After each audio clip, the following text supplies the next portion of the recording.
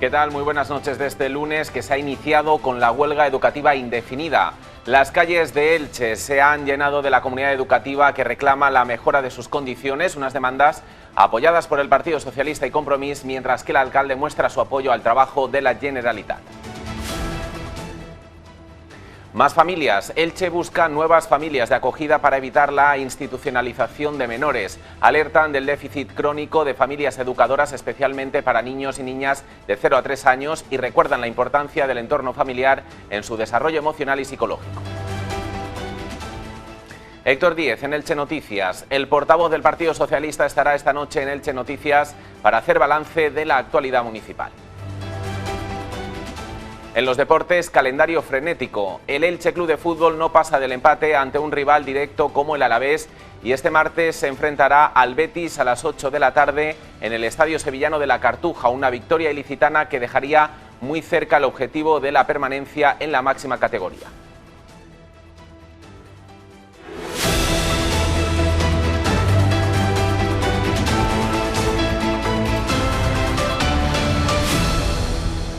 La huelga indefinida educativa se ha iniciado este lunes en la Comunitat Valenciana con una manifestación en Elche que ha reunido a unas 3.000 personas. Los sindicatos cifran el seguimiento entre el 80 y el 90% frente al 46% que apunta la Consellería y reclaman mejoras salariales, reducción de ratios, más recursos para la inclusión y refuerzo de plantillas ante la sobrecarga de trabajo en los centros. Pues así es, Mario, nos encontramos ahora mismo en la plaza del Salgeps, donde ya se pueden escuchar esos pitos, donde se pueden ver esas reivindicaciones por parte de la educación aquí en Elche. Estamos hablando de una educación que pide una bajada en las ratios, también una subida de salario y también una defensa del valenciano entre todas esas reivindicaciones.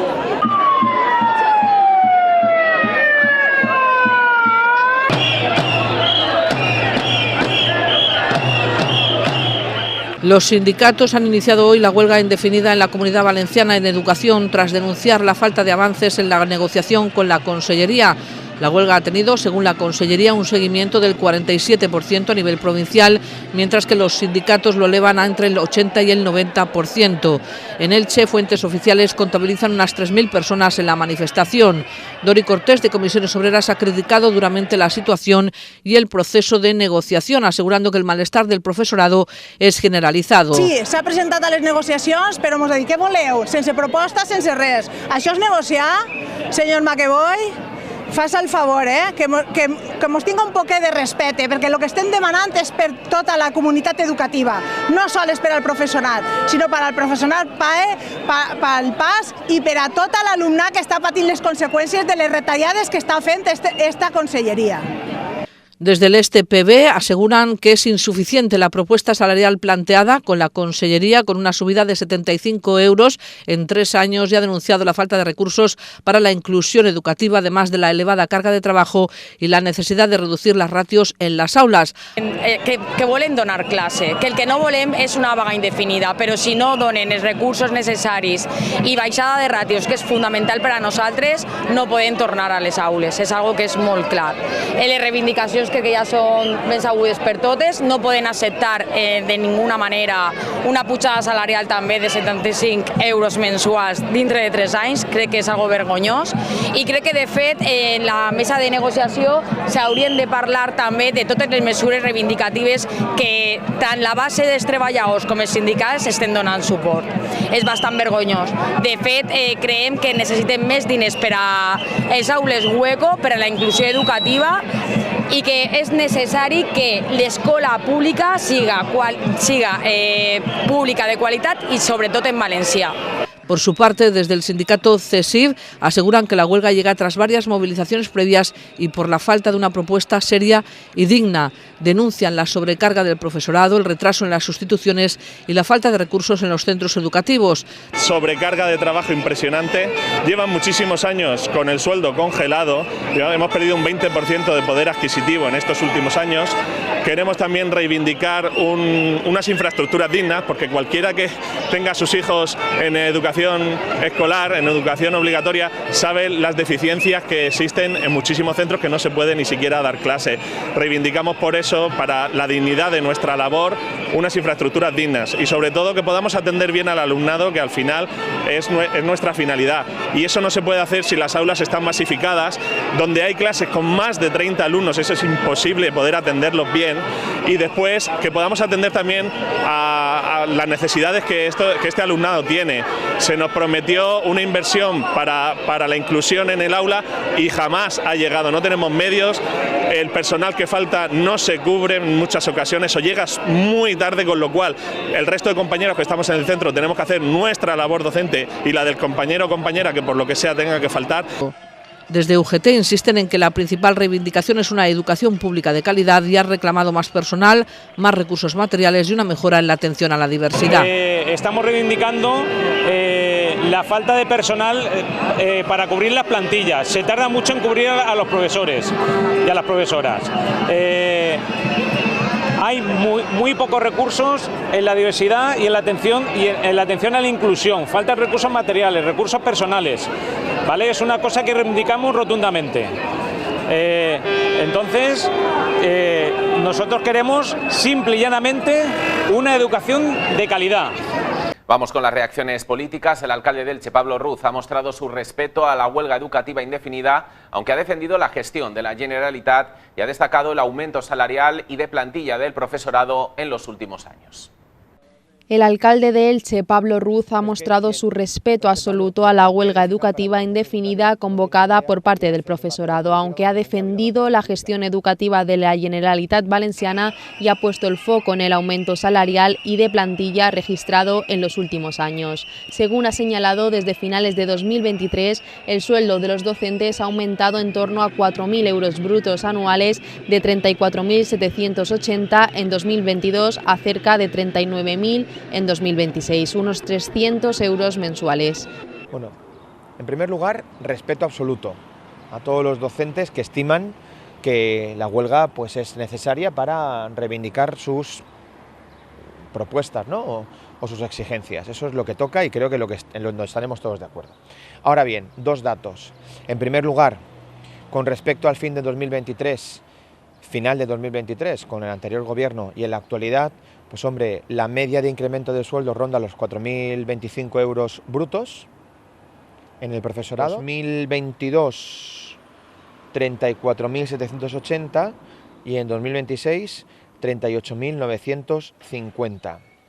Son 4.200, como os digo, son en total unos 300 euros al mes y esto es un dato muy importante. Respecto a otros asuntos educativos en Elche en relación con el plan edificante, el alcalde ha asegurado que este programa nunca se planteó para centros de educación secundaria, sino para colegios de primaria cuya titularidad corresponde a los ayuntamientos. En este sentido, ha afirmado que decir que hace falta un plan edificante para secundaria no es decir la verdad y ha defendido que las necesidades de institutos dependen directamente de la Consellería de Educación. Quien plantea edificante para educación secundaria o no tiene ni idea o quiere hacer batalla política donde nunca ha habido batalla política.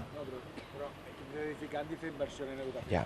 Una cosa es, el edificante solamente se ha planteado siempre, sabéis que los coles de educación primaria son propiedad del ayuntamiento y el edificante, tal cual fue el modelo planteado al ayuntamiento, es yo te confirmo la subvención, tú ejecutas y luego liquido, ¿no? Lo que ha pasado con los centros educativos. Ahora mismo en Elche, en materia de educación primaria, no nos falta ningún centro. Cuando terminemos 37 y cuando terminemos el Rodolfo Tomás Samper del Altet, perdón. Decir lo contrario es faltar a la verdad. ¿Se puede continuar avanzando en la educación secundaria? Ya lo hemos dicho, tenemos el Severo Ochoa con muchas necesidades de espacio y tenemos la Torreta, pero eso no es un plan edificante, eso es Consellería. Y Consellería está viendo, con Maqueboy al frente, todas las fórmulas. Con lo cual, ya sé que eso se dice, ¿no? No es que tú lo digas o lo confirmes. Quien diga que hace falta un plan edificante para educación secundaria no está diciendo la verdad, porque nunca ha existido un plan edificante para educación secundaria. ¿Ha sido positivo el plan edificante en Elche? Sí. Por otra parte, respecto a la polémica sobre la financiación pública a centros privados que anteriormente segregaban por sexos, Ruz ha explicado que actualmente colegios como Aitana ya son mixtos tras la entrada en vigor de la LOMLOE, por lo que cualquier familia puede matricular allí a sus hijas o hijos. Ya no quedan colegios que diferencian en Elche. Aitana es un colegio actualmente mixto, al igual que el Tozano en Alicante, desde hace 2 años, si no recuerdo mal. Ya no son colegios, no diferencian. Cualquier niña, cualquier familia puede matricular a sus hijas en el Colegio Aitana desde que entró en vigor la LOMLOE. Nosotros, sabéis que yo fui en su momento ponente de la ley en el Senado. La LOMLOE tiene muchas cosas pues que no nos gustaban y no me gustan, pero la ley es la ley y hay que cumplirla. Y actualmente el Colegio Aitana ya es mixto. Compromís per Elche ha mostrado también su apoyo a la huelga indefinida del profesorado y ha respaldado reivindicaciones como la reducción de ratios, la climatización de los centros o el refuerzo de plantillas. La formación ha acusado al gobierno valenciano de Partido Popular y Vox de paralizar avances educativos logrados en anteriores legislaturas. Compromís per Elche ha mostrado su apoyo a la huelga indefinida de profesorado convocada desde hoy para reivindicar condiciones básicas como la bajada de las ratios en las aulas, la modernización de colegios e institutos, rebajar la sobrecarga administrativa de los docentes o derogar la ley Rovira. Asimismo, reclaman la climatización de los centros, reforzar las plantillas, garantizar la estabilidad, la recuperación del poder adquisitivo del profesorado, así como condiciones de trabajo dignas para el personal de atención educativa y el personal de administración y servicios. En este sentido, la portavoz municipal de Compromís, Esther Díez, ha asegurado que el actual gobierno PP y Vox ha abandonado los avances que se habían alcanzado en las anteriores legislaturas en materia educativa con la paralización del Plan Edificant, del que solo han continuado las obras que se iniciaron en el Govern del Botànic. Además, Esther Díez ha recordado que PP y Vox han suprimido las modalidades presenciales de ciclos, han paralizado la ampliación de aulas de 2 años y no han avanzado en el Conservatorio de Música o la reforma de los institutos. Bueno, pues des de Compromís estem donant suport a esta vaga indefinida del professorat perquè entenem que és una reivindicació més que justa.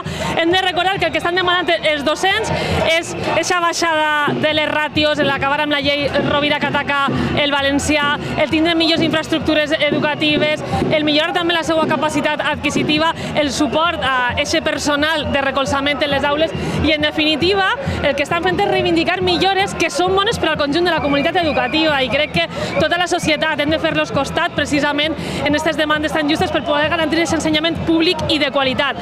Cal recordar que estem davant un govern municipal que també ha abandonat les millores en matèria d'ensenyament públic. Veníem d'unes legislatures en què havíem progressat molt, no només en els serveis dins de les aules, sinó també en la dignificació dels centres educatius d'ells, un projecte que ha quedat aturat per part de la Generalitat Valenciana en la complaença absoluta d'aquest alcalde, de Pablo Ruz, que no és capaç tampoc ni de reivindicar totes les infraestructures pendents, com el conservatori o la modernització dels centres de secundària, sinó que, a més, el que fa és donar l'esquena a les reivindicacions del professorat. En Compromís anem a continuar aquí, donant suport a aquestes demandes més que justes.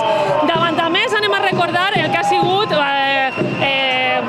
no només la falta de suport, sinó l'intent de boicot per part de la Generalitat Valenciana, que damunt intenta desprestigiar la força de totes les principals organitzacions sindicals que s'han unit en aquestes reivindicacions a les que hem de seguir fent costat. Después conoceremos también la valoración del Partido Socialista con su portavoz Héctor Díez. Cambiamos ahora de asunto porque la Concejalía de Familia de Elche ha alertado sobre la falta de familias de acogida para menores en situación de desprotección o maltrato. Insisten en la importancia de fomentar el acogimiento familiar para evitar la institucionalización de niños y niñas.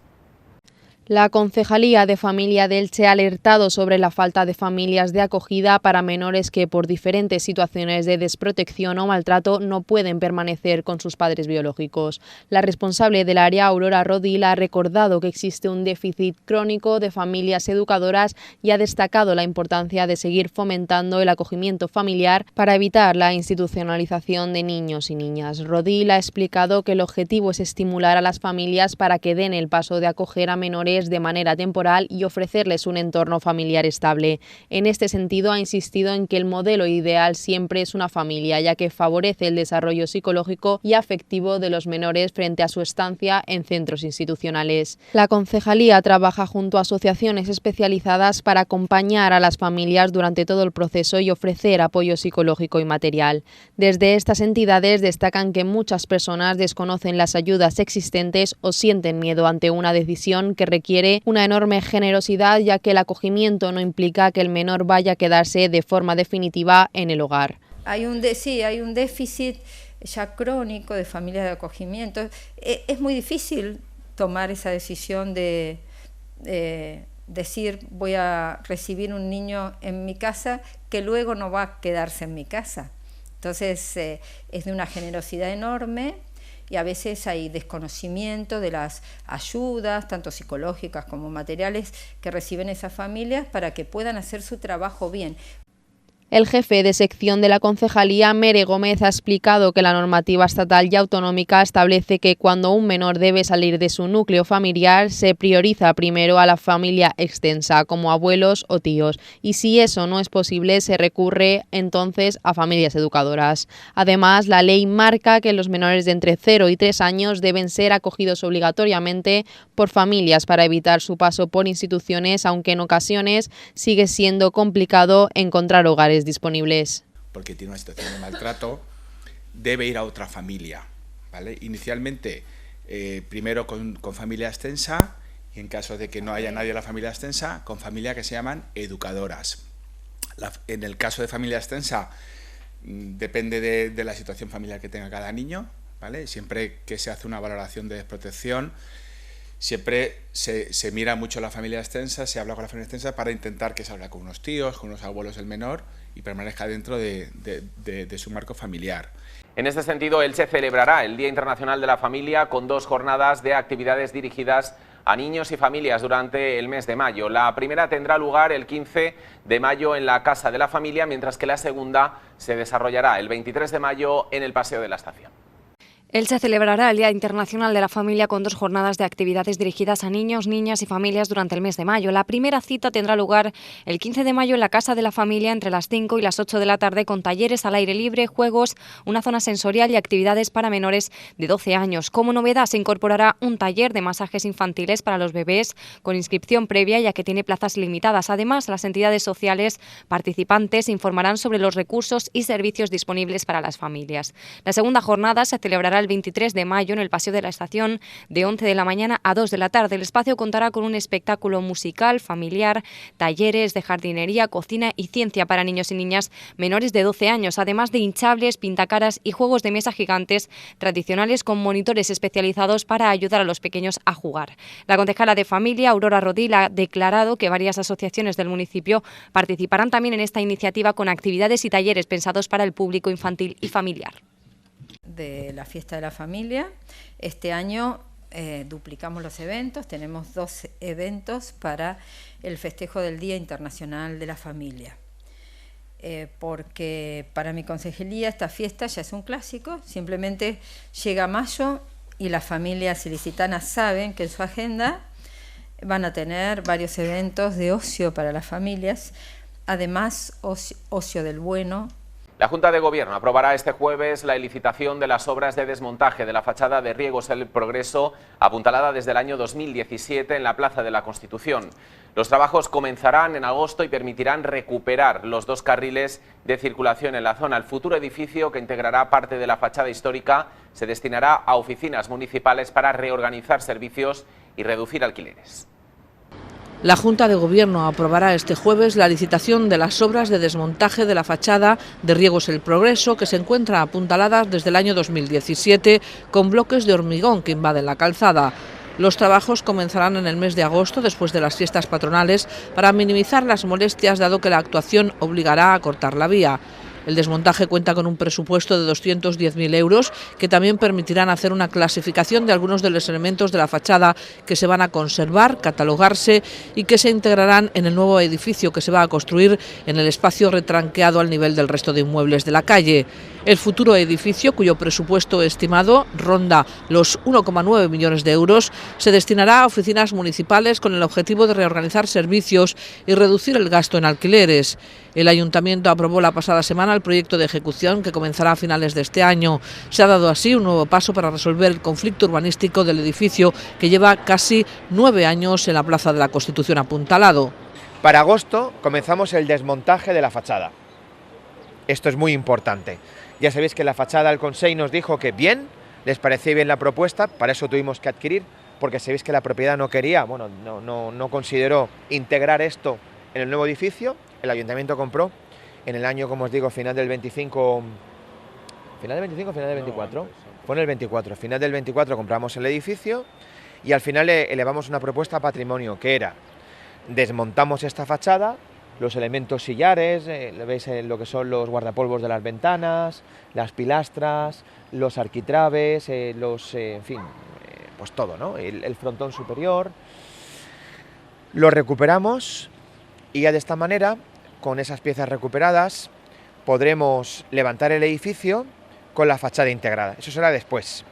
Ahora, ¿qué es lo que licitamos? Para poder ejecutar el desmontaje de la fachada, que van a ser unas semanas a partir de agosto para poder pues acometer los trabajos. Y pensad que para desmontar la fachada hay que cortar la calle y obviamente pues hemos estimado que sería una barbaridad hacerlo durante las fiestas patronales, como os podéis imaginar, siendo esta una arteria tan importante, ¿no?, de comunicación de la margen izquierda, de la parte histórica, norte-sur. Incluso, como bien sabéis, algunos de los historiadores dicen, ¿no?, y confirman que esto era la primitiva vía Augusta, ¿no?, que comunicaba todo el norte de la provincia hacia el sur con Cartagena. El total del importe del desmontaje de la fachada y de lo que se tiene que hacer con ella y la catalogación, etcétera, son 210.000 euros, un poquito más, y la idea es que en eso, en unos meses esté la fachada ya desmontada, guardada, conservada lo que se tiene que conservar, los dinteles, como os he dicho, las cornisas, etcétera, y nosotros a la vez, dentro de ella también, en breve, sacamos la licitación para la ejecución, sabéis que son cosas distintas, del edificio. Yo creo que eso será ya para el año final del 26, primero del 27, ¿no? El Ayuntamiento de Elche formalizó la compra del edificio por cerca de 920.000 euros para cerrar definitivamente el conflicto urbanístico.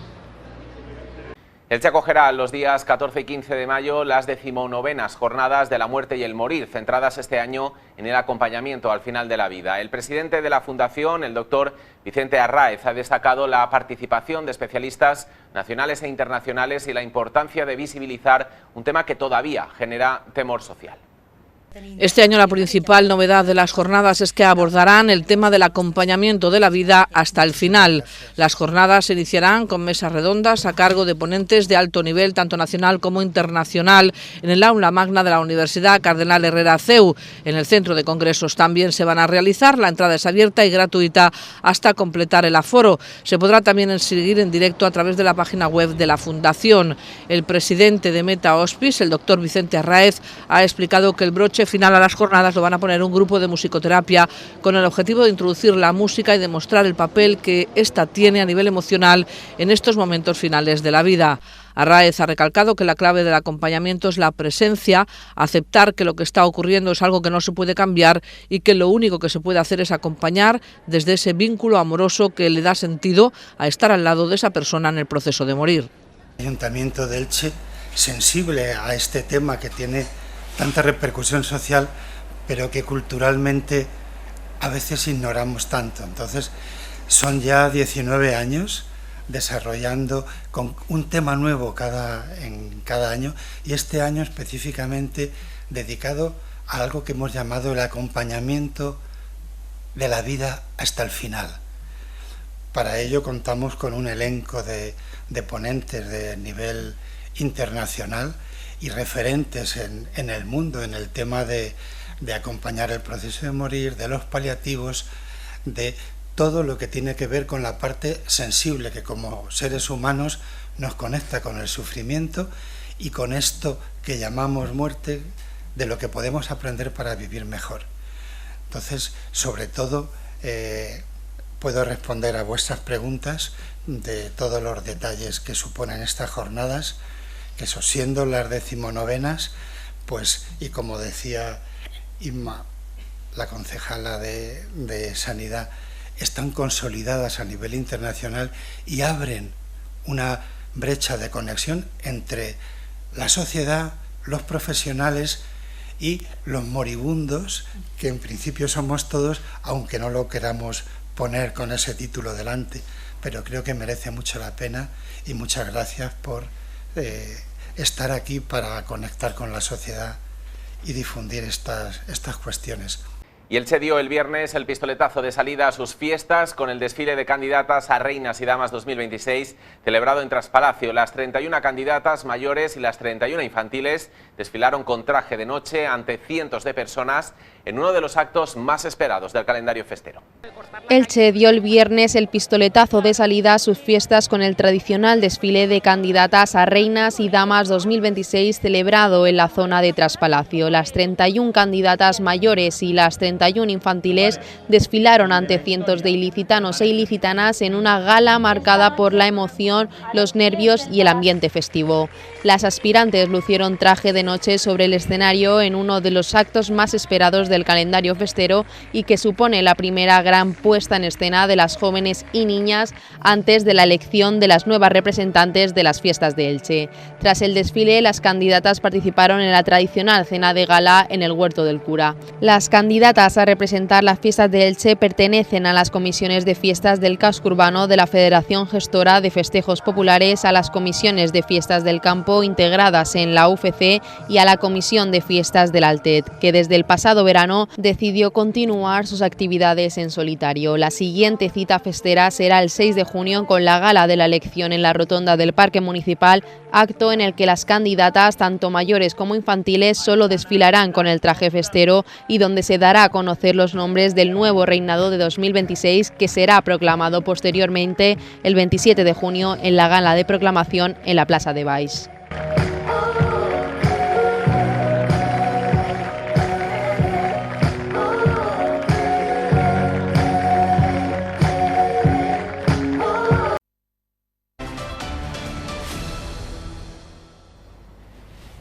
Tiempo ya para la entrevista aquí en Elche Noticias. Recibimos al portavoz del Grupo Municipal Socialista, Héctor Díez. Muy buenas noches. Muy buenas noches, Mario. Bueno, en este lunes, este 11 de mayo, se ha celebrado la primera jornada de la huelga educativa, jornada de huelga indefinida en el ámbito de la educación. ¿Cuál es la posición del Partido Socialista respecto a esta protesta?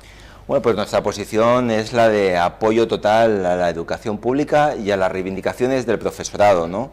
Venimos de 3 años de legislatura totalmente perdidos por parte de la Generalitat y todas las cifras en materia educativa han empleado. Tenemos mayores ratios, menos recursos, especialmente aquellos recursos que tienen que ver con el alumnado específico, y desde luego no hay ningún plan en infraestructuras más allá de la finalización de Edifican, que como en Elche, en la mayoría de poblaciones de la Comunidad Valenciana, está acabando. No hay un horizonte para la mejora de institutos y de colegios, y por supuesto también apoyamos las reivindicaciones en materia de mejora laboral por parte del profesorado, como no puede ser de otra manera. Ha convocado un pleno extraordinario, han solicitado un pleno extraordinario precisamente para hablar de la situación de la educación en Elche, de las necesidades de la educación en Elche. Hoy le preguntábamos al alcalde sobre esa situación de la educación en Elche y él alababa el trabajo de la Generalitat en esta materia.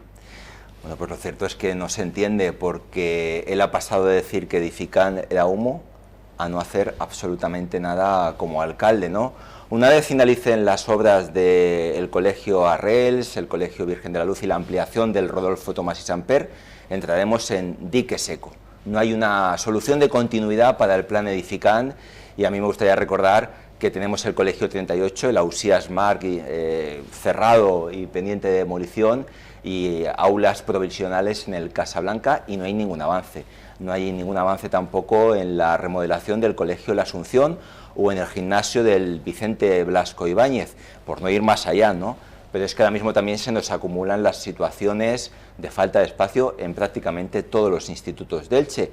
Y como siempre digo, a nosotros nos da igual cómo lo llamen. Si no quieren Edifican, que le pongan otro nombre. Pero la realidad es que no hay redacción de proyectos ni actuaciones más allá de la finalización de las actuales obras, y eso es muy preocupante, porque al final se está haciendo una pelota que va a dar lugar al empeoramiento de la educación en nuestros colegios e institutos. Es cierto que los institutos son competencia de la Generalitat, no es una competencia municipal. Se defendía así también el alcalde esta mañana, diciendo que no se pueden incluir en un plan Edifican porque no es competencia municipal. Bueno, yo no estoy de acuerdo. Tampoco es competencia del ayuntamiento la construcción de nuevos centros educativos como Virgen de la Luz, Arrels o la ampliación del Rodolfo Tomás y Samper, pero se hizo con un plan que es Edifican. De la misma manera se podría replicar a un plan Edifican para institutos, donde los ayuntamientos asumamos a través de fondos que nos transfiera la Consellería la mejora de los centros, ¿no? Yo creo que sería una opción muy válida para poder continuar con todo lo positivo que ha supuesto el plan Edifican en Elche, con una inversión de 40 millones de euros en las legislaturas anteriores y parte de esta, y lo que no puede ser es que ante eso la alternativa sea la nada. Y a mí me gustaría saber qué de bueno ha hecho la Generalitat en Elche desde que está el PP de nuevo con Mazón y ahora con Pérez Llorca. Absolutamente nada, porque por cierto, su gran proyecto de traerse el conservatorio de la avenida de la UNESCO al solar de Candalix, pues que yo sepa, en el solar de Candalix siguen aparcando los coches, no veo ningún conservatorio.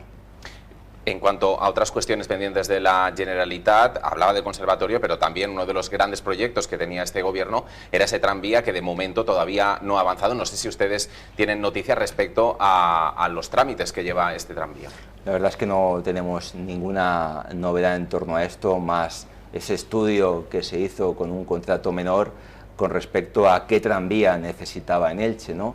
Yo creo que la gran promesa electoral de Ruz y de Mazón, ahora de Pérez Llorca, de un tranvía de 195 millones de euros, se va a quedar en campaña electoral dentro de poco menos de un año en una fotografía como la Ronda Sur, como el Palacio de Congresos o como ese tan ansiado Museo de Arte Contemporáneo en Las Clarisas. No vamos a ver absolutamente nada. Por no ver, no vamos a ver ni lo que yo diría que es lo básico, que es que se desdoble algún centímetro de la carretera de Santa Pola, paradas desde que cambió el gobierno de la Generalitat Valenciana. La verdad es que tengo que decirle que esta es una legislatura perdida a nivel autonómico y en el caso de Elche, tanto hablar de lo mal que lo hacía el gobierno del Partido Socialista con Ximo Puig y sinceramente lo que tenemos ahora frente a lo que había es la nada. Otra de las cuestiones perdidas, decían hace unas semanas, es la cuestión de los aparcamientos. Denunciaban que el gobierno del Partido Popular y Vox había prometido al principio de la legislatura numerosos aparcamientos, sobre todo también en lo que tiene que ver con el casco urbano, pero que no se había avanzado en este sentido. Así es, la semana pasada nos dábamos un paseo, ¿no?, por todos esos aparcamientos subterráneos que supuestamente iba a hacer el señor Ruz a razón de 3 millones de euros cada uno para dotar a Elche de 1.500 plazas en el subsuelo, y no hay aparcamiento subterráneo ni en el Filet de Fora, ni en el carrer San Roc del Raval, ni en el Toscar, ni en el Plan, ni en la Plaza de las Flores. Por tanto, todo promesas que no se han cumplido. Lo único que tenemos es, bueno, pues algunas calles que se han pasado de línea de batería y algún pequeño solar en la zona centro especialmente que se ha empleado como aparcamiento. Pero oiga, a nosotros nos decían que eso no valía, que cuando nosotros lo hacíamos en el gobierno, como crear 350 plazas en el solar de Cortes Valencianas o 150 en la avenida Ramón Pastor, que eso no valía para nada. Pues eso es lo único que están haciendo ellos y muchísimo menos. Por tanto, creo que es una auténtica estafa prometer en una campaña electoral 6 aparcamientos subterráneos y que uno vaya a llegar a elecciones sin ninguno. Uno de los aparcamientos más esperados es el del Mercado Central. Todavía no se ha avanzado en ese sentido, ni se han dado noticias respecto al Mercado Central. ¿Usted confía en que ese aparcamiento que quería en un principio Partido Popular y Vox se vaya a llevar a cabo? Mire, no, porque al final uno habla con los técnicos de Pimesa, con los técnicos del Ayuntamiento de Elche, con los arquitectos, y lo que me dicen es: Héctor, aquí no hay nadie trabajando en ningún aparcamiento, ni en el anteproyecto, ni en el proyecto, ni en nada. Aquí ahora se está en la rehabilitación del mercado y nadie nos ha dicho que pensemos en ningún aparcamiento. Por lo tanto, lo que se está haciendo es engañar a la ciudadanía y engañar especialmente a los placeros del Mercado Central, que yo sepa dijeron que sin parking subterráneo no volvían al mercado de la Plaza de la Fruta.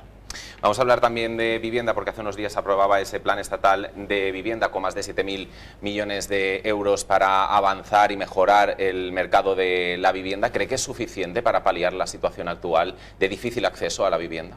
Creo que puede ser una herramienta muy útil, ¿no? El que el Gobierno de España apruebe un plan estatal de vivienda, el más ambicioso de los que se conocen. Es verdad que necesita de la participación de las comunidades autónomas, pero son 7.000 millones de euros que creo que van a venir muy bien para ayudas directas al alquiler, para rehabilitación, para áreas de regeneración y renovación urbana, como pueda ser el barrio de San Antón.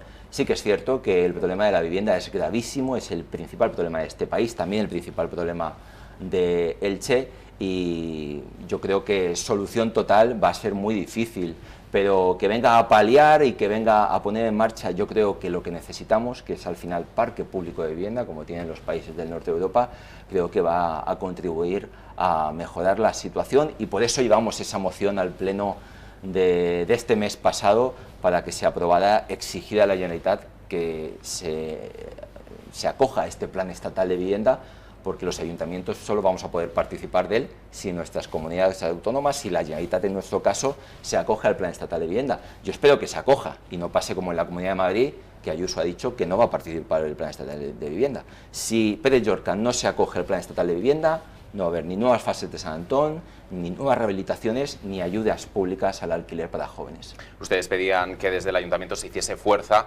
a la Generalitat para que se incluya el ARRU de San Antón, avanzar en esa área de renovación urbana de San Antón. Desde el Ayuntamiento lo que hacían era presionar al Gobierno de España, cada uno presionaba a diferentes instituciones. ¿Cuál es el proceso a seguir para avanzar en ese ARRU? Porque cada uno hacía la presión hacia un lado. A mí esto lo que me ha parecido es la típica triquiñuela a la que nos tiene acostumbrado el señor Ruz, que es muy exigente con el Gobierno de España y totalmente dócil con la Generalitat Valenciana. Lo que tiene que saber el señor Ruz es que si la Generalitat Valenciana no se acoge al Plan Estatal de Vivienda, por mucho que él vaya a pedirle reuniones al Ministerio, no va a participar el Ministerio. Esto funciona así, no puede saltarse el paso de que la Generalitat Valenciana se acoja al plan estatal e ir directamente a Madrid. Por tanto, a mí me parece muy bien que le pida una reunión al Ministerio de la Vivienda, creo que es lo que debe hacer como alcalde, pero seguidamente que pida una reunión al conseller de Vivienda, al presidente de la Generalitat y que les exija que se acojan a ese plan estatal de vivienda, porque si no será en balde y se demostrará que lo único que está haciendo es confrontar con el Gobierno más que dar soluciones a situaciones como la de San Antón. ¿Cree que el Ayuntamiento debería aprovechar para declarar más zonas de Elche para ser regeneradas? Creo que deberíamos ser capaces, en primer lugar, de identificar si hay más zonas en esta situación, y yo creo que sí. Creo que todos somos conscientes de que en Carrús Este, en el entorno del 1 de Mayo, las viviendas del Instituto Nacional de la Vivienda, esas antiguas viviendas que hay allí, están en una situación muy similar a la de San Antón. Creo que en Carrús Oeste, en el Toscar también, hay viviendas en esta situación, incluso en algunas otras zonas de Elche, en el Pla y en el Altavix también puede haber que haya viviendas en esta situación. Se me ocurre ahora en el Pla, en la zona del Canal, en la calle Lope Vega, también hay viviendas en esta situación. Y por tanto creo que, como ya dijimos en su momento, creo que tenemos que ser capaces de exprimir las opciones que permite el Plan Estatal de Vivienda, y que ante que otras comunidades rechacen participar, pues nosotros acoger más fondos, ¿no? Y en esto creo que el alcalde no debería de perder el tiempo y debería de exigir a la Generalitat que se acoja, y desde luego sí, reunirse con el Ministerio también, porque cuanto más dinero venga a Elche, muchísimo mejor, y más si es para vivienda. También han sido críticos con las ayudas al IBI por el cambio del valor catastral. Desde el Ayuntamiento pues aseguran que nadie se va a quedar fuera de esas ayudas, pero desde el Partido Socialista hacen otra lectura. Claro que sí, porque somos conscientes de que hay muchas personas que en años anteriores han recibido las ayudas al pago del IBI, que son 160 euros por recibo, y este año se van a quedar fuera. Y hemos puesto algunos ejemplos, el de una persona pensionista que cobre 800 euros al mes, con la subida que le han hecho del valor catastral, con la bajada, perdón, con que tenga una vivienda de 46.000 euros de valor catastral, que son buena parte de las que están, por ejemplo, en toda la zona de Blasco Ibáñez, de Poeta Miguel Hernández, se va a quedar fuera de las ayudas al IBI cuando lo ha recibido años atrás, ¿no? Por tanto, lo que se ha hecho realmente es bajar el valor catastral de 70.000 a 46.000 para justificar ese recorte de 200.000 euros en el 1.700.000 en el que estuvieron el año pasado, ¿no? Ahora se quedan en 1,5 millones, se recorta en 200.000 euros, y para que se produzca ese encaje dejan fuera a gente bajando el valor catastral. Pero tener una vivienda de 46.000, de 50.000, de 60.000 euros de valor catastral no significa ni mucho menos tener una renta alta. Además, las ayudas al IBI ya tienen el requisito de renta establecido para que no se cuele ninguna persona que realmente tenga una renta alta. ¿Qué le parece el ambiente que se está generando últimamente en los plenos? Veíamos ese insulto por parte del portavoz junto de Vox a la portavoz de Compromís. También un ambiente un tanto tenso entre el público, un hombre atacando a mujeres que protestaban en cuanto al aborto. ¿Qué le parece toda esta situación que se está generando últimamente en los plenos? Bueno, yo creo que desgraciadamente se está colando en el salón de plenos la violencia verbal que a menudo vemos en un partido de fútbol, en la calle, en un bar o en las redes sociales, y se está colando de manera intencionada por parte, en este caso, de un concejal de Vox que lo único que persigue no solo es descalificar a un miembro de la corporación municipal de una manera totalmente reprochable, sino busca reventar la institución, reventar el pleno. Y yo tengo que decirle que frente a aquellos que buscan la foto enseñando un muñeco de plástico, frente a esos que buscan el insulto llamando idiota a una compañera de corporación, o los que defienden sus argumentos gritando, nosotros vamos a seguir optando por la política útil. Yo ya sé que muchas veces no vamos a abrir las noticias, no nos vamos a llevar la foto, pero esto es terrible, y esto, en mi opinión, se combate con política útil y llevando iniciativas como hicimos en el último pleno, como son acogernos al Plan Estatal de Vivienda, hablar del IBI y el recorte, hablar de la tasa de basura y, desde luego, poniendo en evidencia que tenemos un alcalde que lo consiente. Frente a lo que sucedió, el alcalde no dijo absolutamente nada. Nosotros estamos aún esperando que repruebe a su concejal. Es un concejal que, pese a ser de otro partido, es de su gobierno municipal y no puede consentir que a una compañera, que a un compañero de corporación se le llame de esa manera. Yo creo que faltarnos el respeto de ese modo es una manera de faltarle el respeto a la ciudadanía, de mostrar que la política es una política de escaparate y que no presta ningún servicio al ciudadano, y eso no puede ser, no podemos consentir eso, y espero que el alcalde recapacite y repruebe a su concejal. Nos contaba la portavoz de Compromís que el alcalde le llamó para intentar rebajar entre todos la tensión en el pleno. No sé si al Partido Socialista también le hizo esa llamada. A nosotros no nos ha llamado. Yo tengo que decirle que desde septiembre del año 24, creo, a mí el señor Ruz no me llama para nada, excepto para decirme que va a suspender las clases porque hay alerta amarilla o alerta naranja. No tiene ningún interés en hablar con el principal partido de la corporación municipal. Pero mire, si nos va a llamar para hacer lo que ha hecho con Esther Díez, mejor que no nos llame. A mí me parece, sinceramente, ridículo que llame a una concejala que ha sido insultada gravemente a decirle que hable con el concejal de Vox para que se reconcilien. Oiga, mire, usted es el líder de la corporación municipal, es el alcalde, y el alcalde no puede permitir a ningún concejal que se insulte a otro de esa manera, y él lo ha permitido, no ha reprobado al concejal. Decir que no le gusta que se empleen esos términos no es suficiente, y este concejal es un concejal que ya ha demostrado muchas veces que descalifica de ese modo y que no solo pone en esa situación al resto de grupos políticos de la oposición, sino a él mismo lo puso en las Navidades pasadas en una situación muy compleja. Él sabrá por qué lo consiente, yo creo que no debería. Vamos a hablar también de su proyecto político de cara a las próximas elecciones. ¿Cómo está haciendo ese trabajo? Bueno, pues estamos haciendo un trabajo día a día, a pie de calle, recorriendo todos los barrios, todas las pedanías. Estamos tratando de hacer, además de una oposición contundente y útil, como siempre digo, también propositiva. Intensificaremos en los próximos meses las propuestas y también estamos llevando a cabo encuentros ciudadanos con distintos colectivos, como hicimos ya con el de Juventud hace unas semanas. Dentro de poco presentaremos un nuevo foro ciudadano y mi propósito es llegar a 2027 habiendo trabajado de manera directa con todos los colectivos y entidades, estando en todos los barrios y pedanías, y que desde luego la ciudadanía sepa que en Elche hay una alternativa muy clara a esto que tenemos de un gobierno de PP y Vox, donde prima, como siempre digo, el vídeo estéril, donde prima la actuación, donde prima la política de escaparate, y que frente a eso hay política útil que se hace desde el Partido Socialista. ¿Qué le trasladaron los jóvenes, que quizás es el sector que más desafección hacia la política muestra? ¿Qué le trasladaron los jóvenes en ese encuentro? Dos cuestiones muy importantes. Una, en Elche hay falta de expectativas de empleo para ellos, de manera muy clara me lo dijeron.